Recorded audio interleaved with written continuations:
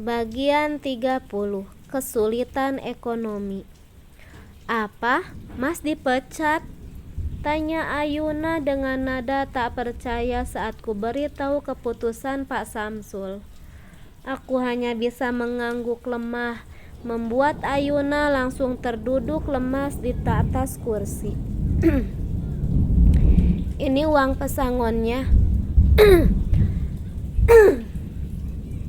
Aku menyerahkan amplop putih yang tadi diberi Pak Samsul. Dengan lemas Ayuna pun membuka amplopnya. Segini gak bakalan cukup buat bayar semua tagihan. Gimana kita bayar cicilan mobil dan yang lainnya, Mas? Tanyanya dengan suara bergetar. Lama-lama aku bisa gila kalau kayak gini terus. Sambungnya lagi sembari memijit pelipis. Aku pun tak tahu harus bagaimana. Aku juga tidak menyangka jika akhirnya akan seperti ini. Beberapa tahun terakhir ini, keadaan ekonomi benar-benar terasa sulit membuatku pusing. Ditambah gaya hidup Ayuna yang tinggi. Sementara rumah makan sudah tutup, otomatis tidak ada penghasilan yang masuk. Bahkan sebelum tutup 9 bulan yang lalu, gaji karyawan terpaksa kami bayar dengan uang pribadi. Semenjak dipegang Ayuna, bukannya untung malah buntung. Awal-awal masih bisa dikendalikan. Lama-lama hanya cukup beli bahan masakan dan gaji karyawan. Dan akhirnya malah harus mengeluarkan uang pribadi. Kamu usaha dong, Mas. Kita gak bisa kayak gini terus. Bisa stres aku. Rutuk Ayuna tak henti-hentinya dan mendesak. Kamu pikir kamu saja yang stres, hah? Aku juga. Kepalaku pusing, bukannya cari solusi malah terus-terusan mendesak. Udah belikin aja barang-barangnya ke debt collector, ucapku kesal. Ya gak bisa gitulah, Mas.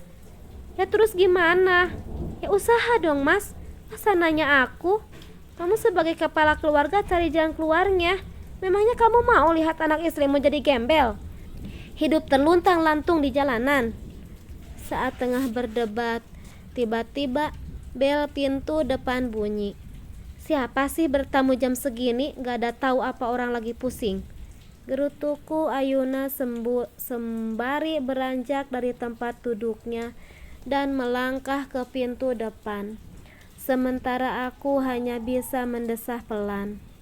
Tidak lama kemudian terdengar teriakan Ayuna. Aku pun buru-buru menghampirinya, khawatir juga kalau dia diculik. Ada apa? Tanyaku. Maaf Pak, sudah 3 bulan ini Anda menunggak bayar cicilan mobilnya, jadi kami terpaksa menyitanya. Jelas salah satu lelaki berseragam hitam dengan list merah tersebut. Tolong Pak, beri kami waktu 1 minggu, kami pasti akan bayar, bujuk Ayuna. Maaf Bu, kami hanya menjalankan tugas. Meski Ayuna memelas agar diberikan jangka waktu lagi, dua lelaki itu tidak peduli, mereka tetap menyita mobilnya. Sementara aku hanya bisa diam, tidak ada yang bisa kulakukan saat ini. Mas, jangan diam aja, lakukan sesuatu, ucap Ayuna sembari mengguncang tanganku.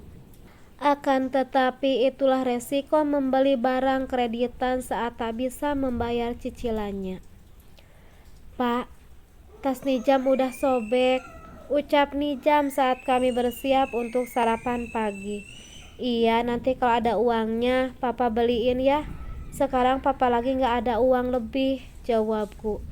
Terdengar Nijam nampak menghela napas kecewa, lalu duduk di sebelah Gazi yang sudah bersiap hendak ke sekolah. Kamu gak lihat apa kalau papamu sekarang udah gak kerja lagi? Timpal Ayuna. Iya, semua gara-gara tante, ketus Nizam. Nizam, Papa gak suka ya kamu gak sopan gitu, tegasku. Nizam nampak tersenyum sinis. Anak yang tengah duduk di bangku SMP itu mulai angkat bicara. Setelah lama ini ia selalu menurut. Entah apa yang mempengaruhinya. Kenyataannya memang begitu kan, Pak?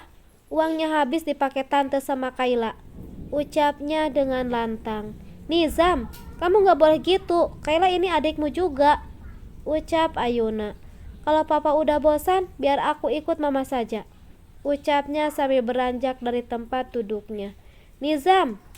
teriakku, tetapi ia tak peduli dan terus melangkah. "Lihat tuh kelakuan anakmu, semakin besar semakin gak sopan," ucap Ayuna dengan wajah tak suka. "Gazi mau ikut, mama juga aja ah," ucap Gazi ikut-ikutan lalu menyusul kakaknya. Semua ini benar-benar membuatku stres dan frustasi. Aku pun langsung beranjak dan tak jadi sarapan. "Mas mau kemana?" tanya Ayuna. "Mau keluar, pusing di rumah terus cuma bahas soal uang lagi, ucapku. "Kamu pikir aku juga gak pusing, Mas? Jangan bilang kamu mau ketemu jandamu itu ya," sergahnya dengan geram. Yang langsung ku balas dengan senyuman sinis. Dia pikir Nilam akan tertarik dengan lelaki pecundang sepertiku. "Mas!" teriak Ayuna geram begitu melihat reaksiku. "Mas, beras sama kebutuhan dapur lainnya sudah habis," ucap Ayuna setelah hampir 1 bulan aku resmi jadi pengangguran. Sementara uang pesangon habis untuk bayar hutang. Perhiasannya pun sudah ia relakan untuk dijual. Satu-satunya yang tersisa hanya cincin yang tersemat di jari manisnya. Sebagai lelaki, aku pun tak tega jika perhiasan terakhirnya lagi-lagi harus dijual. Semakin hari kebutuhan semakin banyak. Nizam dan Gazi juga tak jadi ikut Nilam. Sebagai lelaki tentu aku merasa gengsi lah. Saat seperti ini aku mengizinkan mereka tinggal dengan ibunya. Untungnya mereka mau kubujuk agar tetap tinggal bersamaku. Mendengar aduan Ayuna, aku hanya bisa mendesah pelan. Sebagai kepala keluarga, tentunya aku harus bisa mengusahakan sesuatu agar dapur tetap bisa mengebul dan mereka bisa makan. "Sepertinya aku memang harus jual itu rumah makan," ucapku lemah. Meski dalam hati sebenarnya berat karena itu adalah kenangan awal perjuangan kami dulu. Sampai akhirnya aku bisa bekerja di sebuah perusahaan. "Tidak akan langsung laku, Mas. Untuk makan hari ini gimana?" ucap Ayuna terlihat khawatir. Apalagi memikirkan Kayla yang tak bisa tak ada cemilan. "Mas, masih punya sedikit uang. Kamu pakai saja buat beli kebutuhan dapur dan cemilan Kayla," jawabku sembari mengangsurkan 2 lembar uang warna merah. Ayuna menerimanya dengan wajah biasa saja. Aku tahu biasanya sekali belanja ia bisa menghabiskan uang berjuta-juta, apapun yang ia mau dibeli, dan aku tak pernah melarangnya. Tapi sekarang keadaan ekonomi semakin sulit. "Ya udah, aku ke warung depan dulu," ucap Ayuna dengan wajah lesu. Setelah Ayuna pergi, aku pun bersiap menuju rumah makan yang hendak dijual, memasang papan pengumuman bahwa rumah makan ini dijual tanpa perantara dan bisa menghubungi nomorku. Selain membuat pemberitahuan di rumah makannya, aku juga menggunakan sosial media. Dengan ini berharap agar bisa segera terjual. Sudah 1 minggu sejak pengumuman itu, namun belum ada yang cocok. Dengan berbagai alasan, sebagian cocok dengan tempatnya tapi uang belum ada. Sebagian merasa harganya kemahalan. Entahlah, yang pasti belum berjodoh. "Gimana, Mas, udah ada yang tertarik?" tanya Ayuna. "Belum ada yang cocok, mereka bilang harganya kemahalan," jawabku. "Coba deh kamu tawarin teman-teman kamu juga, siapa tahu ada yang minat," usulku. Ya deh Mas, aku coba ya." Saat tengah berbincang-bincang membahas rumah makan, tiba-tiba ponselku berdering. Sebuah panggilan masuk dari nomor tak dikenal. "Siapa, Mas?" tanya Ayuna penasaran. "Gak tahu, gak ada namanya. Coba angkat, Mas, siapa tahu yang mau beli rumah makannya," ucap Ayuna dengan binar bahagia.